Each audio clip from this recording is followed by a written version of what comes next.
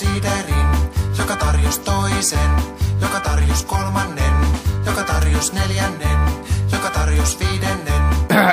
No niin, mennään nyt taas asiaan. Valomerkkiin asti. Tässä on taksi, jolla mentiin jatkoille, jossa oli mukavaa, ehkä liian mukavaa. Ja nyt Pirkkua kuutittaa, sillä Mikko ei käytä kumiaa, edes irtossuhteessa, varsinkaan jurissa. Nyt Pirkolla on tartunta, jonka antoi